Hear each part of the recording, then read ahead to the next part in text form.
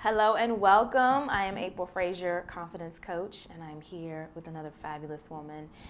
This is Angela Engel, who is the founder and publisher of Collective Book Studio, publishing house in California.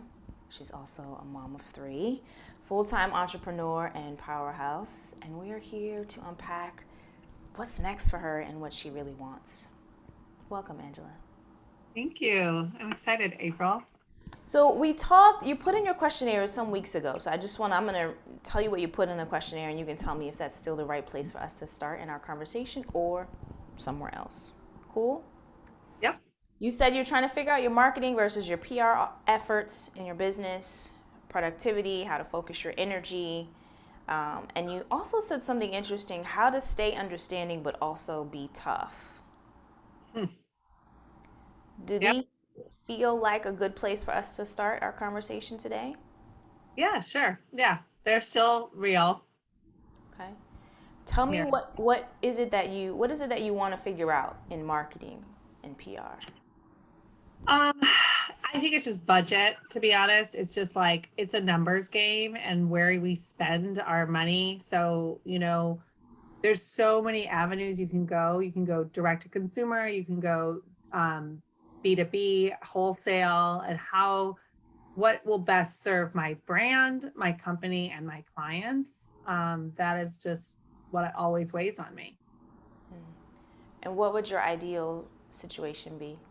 Like how would you know you arrived if you figured it out? How would you know? I think that for me, it's how we move the needle in both placing our books, the ones that we create, in retail locations and how they sell through. So that's like if I can get if I can figure out that marketing effort actually accomplished that, then or that PR effort did those two things, that's the ticket on one. The other thing is how some of my branding can attract new authors, entrepreneurs, and clients. So I have like both those things always in the back of my mind of like both how my marketing and PR efforts help sell the product and the authors that I have, as well as then how does my marketing and PR efforts attract new clients and new authors. Does that make sense? Got it. Sell what you have and attract new. Mm-hmm. Okay. Um, Move the needle, you said, in terms of selling your books. What's the difference in your mind between the marketing and the PR efforts? Hmm. It's a good question. So PR is really different. It is, you go after Forbes or you go after a great reviewer in, LA Times, or you're going after a feature story at Huffington Post, that Thrive Global. Like that is PR, right? And it's really expensive to invest in a good PR team and a good PR firm. And how do those stories make our brand bigger, make our authors bigger, and ultimately sell their books? Okay.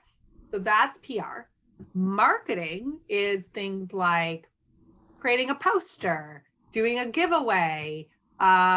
Maybe we make an advertising in a wholesale catalog or a trade magazine, like how we're spending our marketing dollars. Do we create book bags? How do we expand our brand? So that's just different. What are our ad spends on even social, Instagram? How, and also I'm a believer, I have employees on payroll, and where do I what do I direct them to do, right? As a founder, creating social media content or actually developing blogs and working that can be served in writing on Medium and LinkedIn, working on our own newsletter and outreach there. So it's just those types of evaluations that I'm constantly looking at from the team because it's resources. It sounds like then what you're trying to figure out, let me know if I'm tracking. You're trying to figure out the bullseye strategy and process in order to line up your tactical steps to both sell your products and attract new products and authors. Is that? Yes, and how exactly, and how, where's, like, people should get paid what they're worth, I believe. And so how do I, though, make sure people feel they're getting paid what they're worth, and yet understanding, okay, maybe it takes 2 hours to do a social media post. Is that really worth our time? Versus, like, is it better to be really focused on something that excites us in a different way, that can propel us forward in a different way? Maybe it is interviewing and one of our clients in our blog and doing a blog on it that we can repurpose and reuse. Maybe it's really going after getting a story in one of our trade magazines. So I guess that is what I'm struggling with, is like, and I don't want to spend right now, to be honest, more money, nor do I think that that's necessarily wise of me on a social media agency. So with the resources that I have and the talent that I have, how do I make the most of my marketing and PR efforts? Got it. I mean, that's just like the reality of, I think, being a woman entrepreneur, there's no VC money or angel, being bootstrapped, like how to be smart about your business so you stay healthy. Yeah. What do you feel stands in your way right now of having the clarity? I think just, I have a strong background in wholesale. I have 20 years in sales and business development and like national accounts, and that's my strength. And I think guiding teams and reviewing books, how do we make the best cover? How do we do what is our strategy here? That's what I'm really talented at. And I think what stands in my way is that I am naive when it comes to TikTok or Twitter or the latest on social. So it's hard to understand what those ROIs are. For me, it's not my background. Where it's just not my strength. How do you get business now? A lot of word of mouth, a lot. So we've been in the industry for like 20 years. My team is just amazing. I have, like, our managing editorial director, Dean Burrell, was at Chronicle Books for 20 years and was at HarperCollins San Francisco before that. Our production guy comes from Well to Know and in Chronicle. Our editors, they've been at 10 Speed Press and Chronicle Books. And it's word of mouth a lot, is just how, because of our history in traditional publishing. And then I do outreach for sure. I think, my LinkedIn and other business avenues and what I approach, and how I've developed what I want to curate in books. So what about this is not working?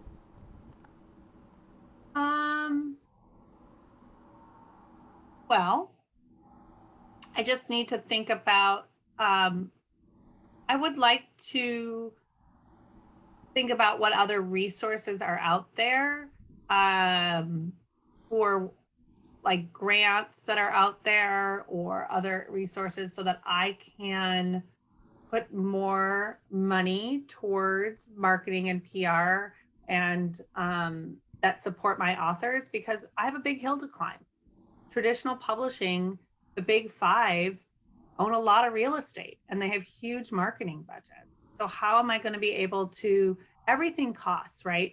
$200-300 adds up over how many titles, 20 plus titles, for one little tiny, blip of marketing. So how do I compete in that landscape is tough. So I'm looking at like grants and other things, and I'm evaluating, is that where we should spend some time as a team and really write and go after versus, and so that, like, our website can get even more, have more capabilities for direct to consumer, just things like that,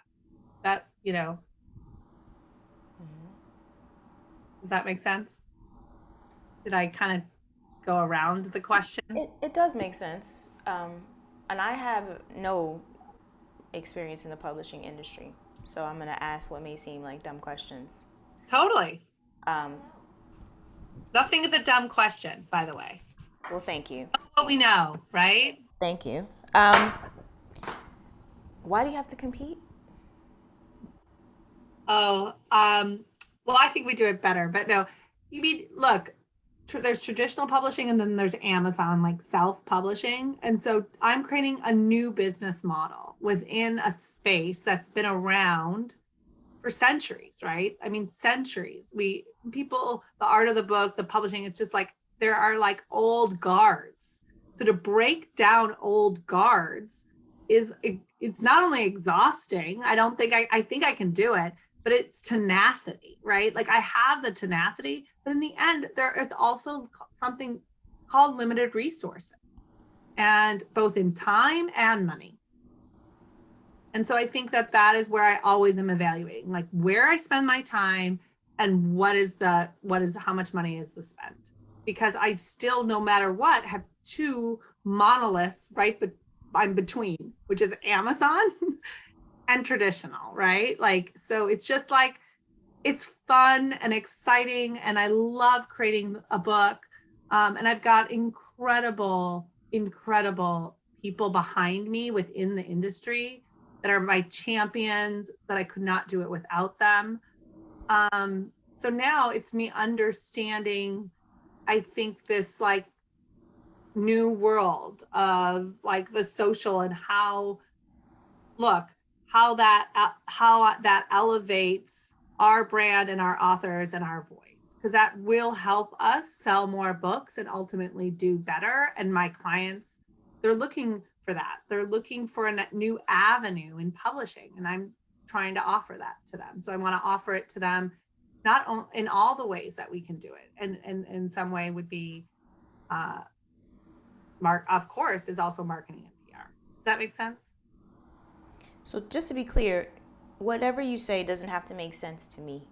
Okay. For me to honor your belief, your story, and your truth. Okay. Okay. But yes, it does. Okay. There are a couple things that come up for me, Angela. And the first thing is, it feels like you're in a very unique lane. Yeah, I always have been.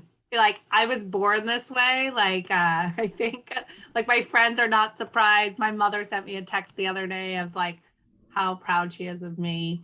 Can I show you something? Yeah, absolutely. So we are on the cover of our Publishers Weekly magazine. These are 2 of my books, and this is 3 of my books. These are a bunch, and then the inside cover. And this is a trade magazine, like a great trade magazine called Publishers Weekly. And my mom like texted me how proud she is of me. And like that made it all worth it, because I've always kind of like, I'm an exploder. Like I'm a bull in a china shop. I'm always like, I was always as a kid, like, and in my early 20s, like in my career, like, can we do it differently? Can we see it differently? Can we open the box differently? So I'm not surprised where I'm at in my 40s after 3 kids, saying, hey, team of colleagues, like we are old guards in traditional publishing. Can we offer a new way? Can we offer access in? Can we partner with entrepreneurs? Do we have to own all of their IP, everything do we have to own their stories for life?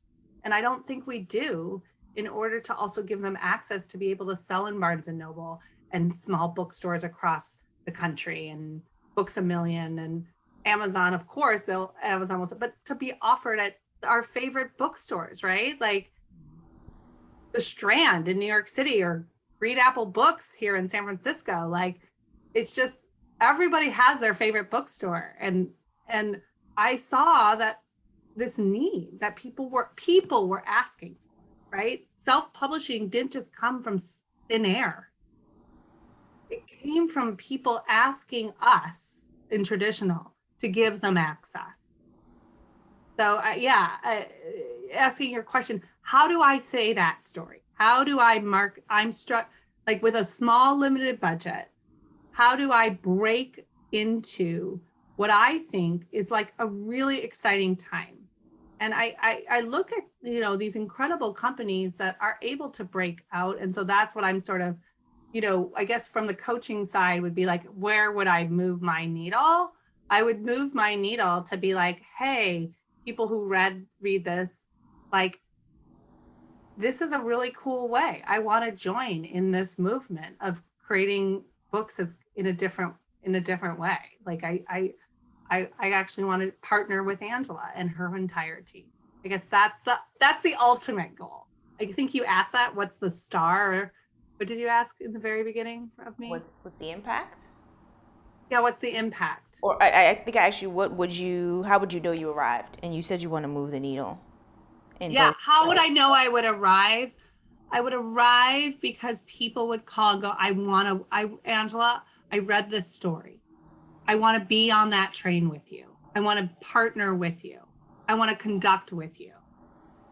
There's there's a reason I decided to call myself the collective. Like I truly believe in that. I mean, I wanted to be a writer when I was in 3rd grade. And then I was a comparative lit major in college. Like I got a job out of publishing at 22 years old. Like it's because like there's a love for the book, right? I mean, I don't know. What do you love to read? Can I ask you a question? Am I allowed to do that? I love books and I love lots of kinds of things. We could have a whole sidebar about that, but I don't want to focus on me. Okay. But I mean, see, but I'm saying like you love books. So like people love books, right? Yeah. But Angela, I'm Yeah. hearing you. Okay, and when you Okay. watch this in the replay, I want you to really look at yourself, the energy, the vibe, the everything that you bring. You are in your own unique lane. And yet I hear you trying to get into a different lane. You're trying to get in the lane with the big five when that doesn't feel like that's your space. So you said I have to compete with them. My question is, but do you? Yeah, no, you're right. Like I didn't think about it that way. Just like, yeah, and I always say this to my kids, my husband, my friends, myself, like, stay in your lane. I know my lane. So I need to maybe say that more to myself. And from what you told me, you already built. You've been in business. You said you have industry experience behind you of 20 years. I think Yeah, we're going on year 3. year 3, you've already built it. You're in Publishers Weekly. That's an accomplishment that not very many people in your position can say. 3 books, you told me, on the back. So you've already built this to some extent. And I'm curious then why you feel like, and you've built it your way. Oh yeah. Yep. So I'm curious why you feel like why you need to go into different lanes when you've already have a measure of demonstrated success doing things your way.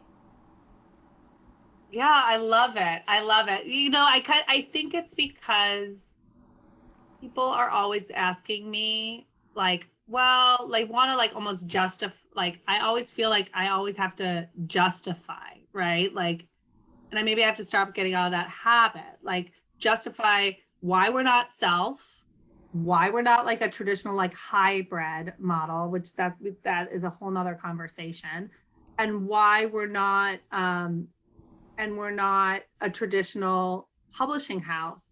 And people always want to ask me, well, why shouldn't I go traditional? What are my benefits there? Why aren't I going self? What are my benefits there? And I feel like I'm kind of tired, like justifying. I'm kind of like, look, this is what my model is. Do you want it? Work with me or not? But this is the model I've built. This is the way it is here at the Collective Book Studio. And I think maybe you hit it on the nail. I'm always like being compared to versus sort of just being like, no, this is like new, guys. This is what I do. And I don't need to compare myself. Ooh, look at that. I just said that. Right? Does it feel true? Like girls, you know, I have a junior high, a 7th grader. And it's, or my especially my 9-year-old, more than my 7th grade. My 7th grader is an art student and really drums to her own beat. But my my 9-year-old often will compare herself to other girls all the time. So, I think that there's something you're saying that like I sit down and try to talk to my girls about why are you trying to, compare yourself to her? You don't need to, and I probably have to, do that more for myself. It's a trap humans fall into at every age. And what takes us out of our own genius is comparing our lane to someone else's lane, comparing our progress to someone else's progress. When it sounds like, at least when you talk about your work and you talk about what you do, and we're not a traditional. Hey, we're not a traditional. This is my secret sauce. When you talk about that, you're very clear. So if there's not clarity about your social media strategy, could it be that social media is not for you? Or that the way other people do social media is not for you? I know I love my team. And it was funny. We were on a marketing call and I was like, does anyone know how to use a reel? Like what those reels are? And everyone was like, Angela, girl, they were like, we don't know what a reel is. Like, and I just have to I'm like, does anyone want to do one? Like, could we post one of a reel? I think they're really cool. And everyone's like, I don't have time to do a reel. And I should just let go. I'll be like, is it going to make or break my business? No one's really going to care if there's really a reel out there on anything. But it's funny how you're right. It's like comparing ourselves to what's happening when we should just be like, hey, we're good at what we do. And so if there's no reels we don't have a Twitter account. Yeah. I don't have a Twitter account for the Collective Boost Studio or for myself on my phone because personally, I can't handle more noise. I actually have to focus both on my family and my business. And so that's just me, where I've kind of driven the line. So, yeah. So notice that. I'm tearing out a piece of paper so I can draw you a diagram. But notice that, okay, you are focusing on these tactical pieces of, hey, how do I go do some more stuff that may or may not be useful for you.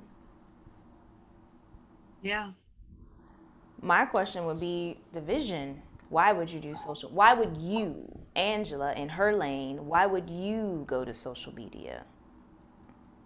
Oh, for me, I personally do it from we do it from a visual, from a messaging point of view. There are things I love to read. There's people like the people I like to follow actually are making me feel good, are lifting me up, or something I need to hear. That's why I go to social, and that's what I actually want my social to be. I've always said this to the team, like I never want us, like it is not about, okay, these are all the things that we only do. Like I was like, that is not what I want our social to be. I want it to be what we believe, what we see as writers, as thinkers, as creators. We can put on social our favorite books we're reading, and they don't have to be by us. They can be by anybody who's publishing out there, because it is what we want to message in the world. That's really what I want authentically my social to be. I feel like for me, I get a lot of ads, a lot of brands, and I don't think people need that from us, because we're writers and thinkers, and they want to know what we think, right? How we feel. Notice how you already know what you want your social to be. Yeah, I feel like if people don't want to follow how we feel or think, oh, well, like we don't need, I say that to my team, like, I don't need that client. If they get upset with, I got once asked, well, you should be really careful. You don't want to be political on your social. This is like over a year ago, well before the pandemic and, Black Lives Matter and all of that. And I was like, wait a second. Like if that person has something, we're thinkers and artists and creators. Like if that is their issue, then we don't need them to follow us. We don't need to work with them. That's the most amazing part of my business, is that We're not a big house that like, oh my God, we're going to sign this person we hate book. Like we don't have that pressure. We get to be free of that. And I tell that to my team all the time and myself. And I think that that's why I have the best job and the best people I work for is because we get to pick what we want to do. How can you more authentically then and more holistically across your business as whatever happens next, how can you stand in that power? Mm. Yeah, that's a good blog. Like I need to start writing myself. Here, can I write that down for myself Absolutely. on my posts? Like how can I and we stand in our power? And I love it.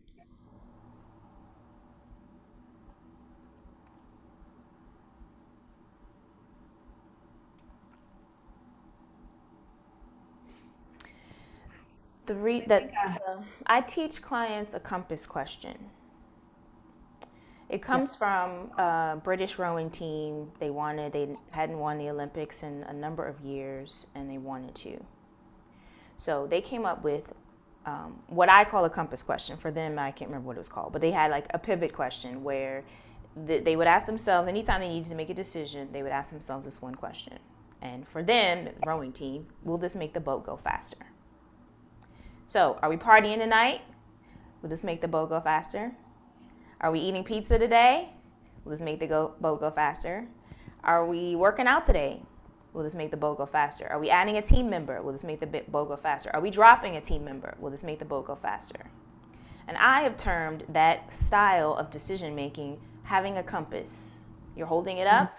It's a compass question. You're holding it up and you're saying, are we in our power here? Are we standing in our power here? Something to that effect comes, that question that you just wrote down. I'm wondering if that could be a kind of compass question for you and for your team. Are we in our power? Yep. Um, yeah, it felt really good actually yesterday. So I have a woman, she's incredible. She does all of our operations. Her name's Elizabeth, and our acquisitions, our submissions. And there was a submission and she didn't love the story. And then the woman was willing to pay us like our creative fee and our battle. And then she passed it off to our developmental editor who didn't love the story. And she said, Angela, do we need to push this? We don't love this. And I said, no, we don't. Just pass. Right. And it felt good to be like, if my team is telling me they don't want to work on this subject or this book, that it doesn't matter if they will pay us to do the work. I've built a business. It's a promise both to my team and to my brand and to the publishing industry that we select what we believe is great content. It's not based on someone's platform, not based on how many likes they have or their TikTok account. It is based on the content. And so it felt good, honestly, to just email her back and go, no, I've dropped it. If also like, she gets it. Like, I want an editor. I want somebody else to look at it besides her. Sure. But if everyone's saying that, like, let's move on. There's other authors and books and things that we need our time. Yeah. So I'm going to share this. I don't know if you can see it or if it's backwards, but here's a triangle, the creative triangle. And you can see at the top B, and then there's do have. And oftentimes we get stuck in the do have, do have, do have, do have, do have. Should I do something new? Should I do something different? Who should I do have, do have? So we can have, we have to do, and we get stuck right here.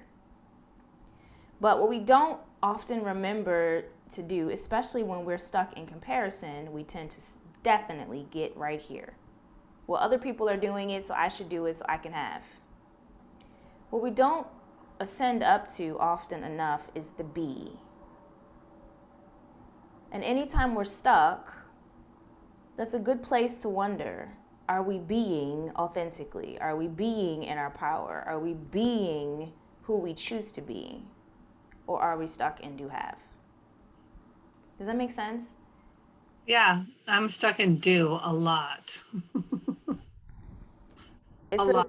it's an which is why I think the compass question can help you, because the compass Yeah. question is to help you come back to, wait, who are we being as a brand? Who am I being as a founder? Who am I being as a mom? Yeah. And what would it take for me to get out of do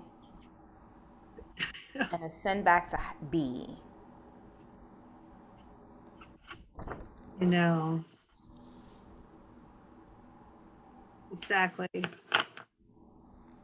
Oh, Thoughts? no, I think like it's just really focusing on when I'm busy and doing and doing and doing, like how did that actually ascend? Like did that actually accomplish stuff? Like, and I think just having that clarity around that will be good. Um, you know, uh yeah. I mean, there's almost only so much time we all have, right? So what do we want to be doing? And it's sort of something that I need to ask myself because I ask that for my team. So it's curious that you put those two together. What do we want to be doing? Mm, And you still put the do in there, totally. right? So let's just notice that, right? Because Yeah. perhaps that's your way of showing up. That's your survival mechanism, is like when you don't know, you just go do more stuff. Mm-hmm. Versus coming back to, wait, Angela, who do you choose to be right now? What's important to you and your priorities? Because you said, I want to be able to prioritize my time for my employees. Is it worth them to spend 2 hours? Well, first, maybe instead of thinking about what they should be doing, who should they be Mm, for your brand to meet the objectives and the goals you have? Who should they mm, be when they're evaluating? got it.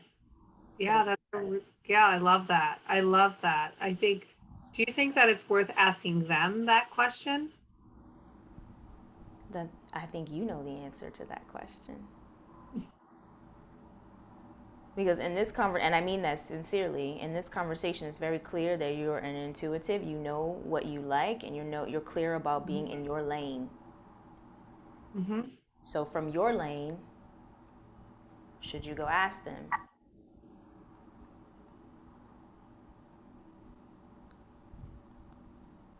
I don't have the answer, but you do. Mm-hmm. Yep. Oh, it's like just like good to take this moment for me, to be honest. I just like am always on like before I even got to you, I was like on two Zoom calls and then got a little late because I had like needed to check my email and I just feel like a little lighter. Does that make sense?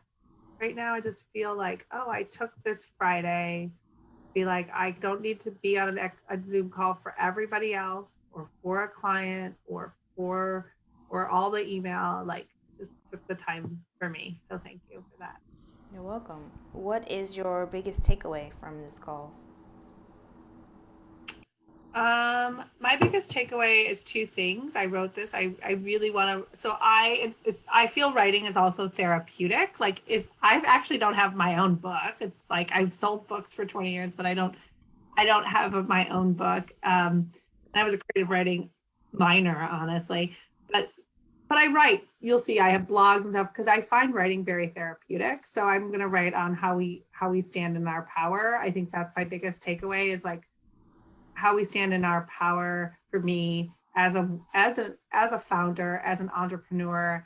How I That's my biggest takeaway. And from that, I got that I don't need to be compare myself. I don't need to compete. You know, they love to say, what is it called? Imposter syndrome. And I never think I have imposter syndrome. I'm like totally confident, but you're even, it's still, I don't think that's not my issue, but there's still this like little person or something in the back of my head going, well, they're doing it that way. So should I be doing it that way? So you kind of have, that's the biggest takeaway. She's like, keep asking yourself the question and just keep going on the train that you've decided to put yourself on. Yeah, I think good. There's a book I would recommend for you. Actually, it It's a book that requires you to slow all the way down and to notice your ways of showing up. And if you're interested, I'll share it with you. Um, I'm sensing that from you.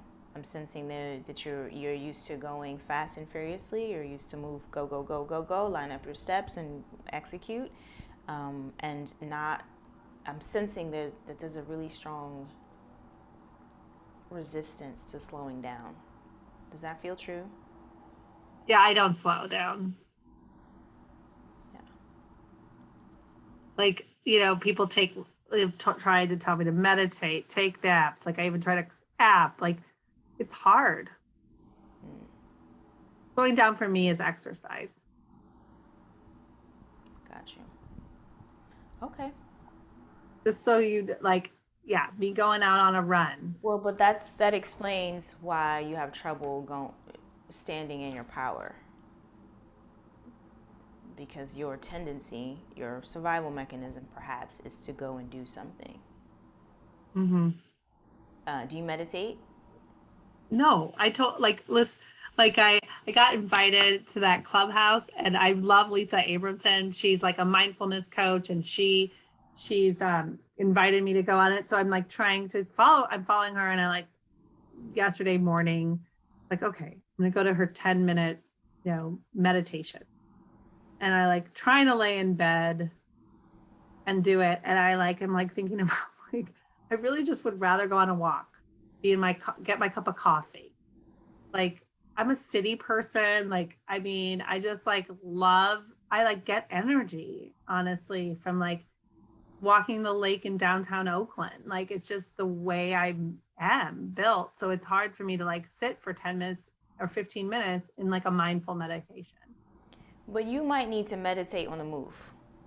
Okay. Yeah, maybe take that app and just keep But going. but And it means that you have to disconnect from the social media, from the yeah. any of the devices, and focus on what's happening. Meditation is the journey inwards.